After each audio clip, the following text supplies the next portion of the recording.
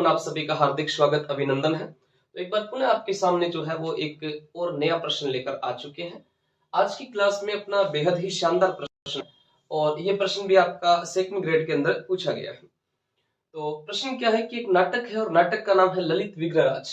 और ललित विग्रहराज नामक जो नाटक था वो किसके द्वारा लिखा गया था ये आपको बताना है। आपके सामने ऑप्शन नंबर ए के अंदर दिखाई दे रहा है नरपति नालय, ऑप्शन नंबर बी में राजशेखर, ऑप्शन नंबर सी में जयानक और ऑप्शन नंबर डी के अंदर है सोमदेव। तो आपको बताना ये है कि इसका सही उत्तर कौन सा रहने वाला है। तो तब तक आप कमेंट करके उत्तर बताइएगा और अपने इस प्रश्न का थोड़ा विस्तार से चर्चा करते हैं। नरपति नालय जो थे, ये नरपति नालय जो थे इन्होंने एक ग्रंथ लिखा था जिसका नाम था विशलदेव रासो। इनके द्वारा विशलदेव रासो ग्रंथ लिखा गया था। विशलदेव रासो ग्रंथ लिखा गया था और विशलदेव रासो जो ग्रंथ है इसमें श्रृंगार रस का प्रयोग किया गया है। इसमें कौन से रस का प्रयोग किया है? श्रृंगार रस का। श्रृंगार रस का प्रयोग किया है और इसके अंदर वीर रस का भी प्रयोग है। बाकी प्यार और वीरता दोनों का नाम आ जाता है तो वो कौन सा रस हो जाता है? श्रृंगार रस हो जाता है। ये प्रश्न पीछे विवादित भी रहा था, रीट के अंदर ये प्रश्न पूछा गया था पिछली रीट में कि इसमें कौन से रस का प्रयोग जो है वो किया गया है। ये जो विशलदेव रासो ग्रंथ है इससे विग्रहराज की उड़ीसा विजय की जानकारी मिलती है। विग्रहराज चतुर्थ जो थे, इस विग्रहराज चतुर्थ की उड़ीसा विजय की जानकारी मिलती है। विग्रहराज चतुर्थ की उड़ीसा विजय की जानकारी किससे मिलती है? तो विग्रहराज चतुर्थ की उड़ीसा विजय की जानकारी जो है ये आपके नरपति नालय के विशलदेव रासो जो ग्रंथ है इससे मिलती है। साथ में जो विशलदेव रासो है, इस विशलदेव रासो में विग्रहराज और भोज की पुत्री थी।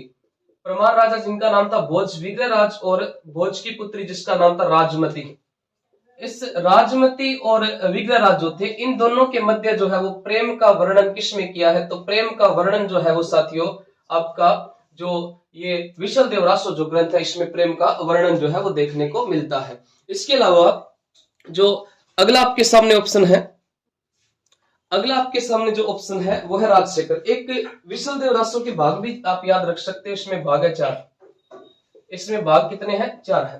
राजशेखर, राजशेखर जो थे ये महेंद्रपाल प्रथम के दरबार के अंदर रहते थे। महेंद्रपाल प्रथम एक प्रतिहार राजा थे जिनका नाम था महेंद्रपाल प्रथम और महेंद्रपाल प्रथम के दरबारी कौन थे? राजशेखर थे। और राजशेखर की पत्नी का नाम था अवंती सुंदरी। अवंती सुंदरी, इनकी पत्नी का नाम था अवंती सुंदरी। और राजशेखर ने भी कई सारे ग्रंथ जो है वो इनके देखने को मिलते, जैसे एक ग्रंथ आता है जिसका नाम आता है कर्पूर मंजरी। कर्पूर मंजरी काव्य मीमांसा, काव्य मीमांसा। इसके अलावा इनका एक ग्रंथ आता है बाल रामायण। बाल रामायण।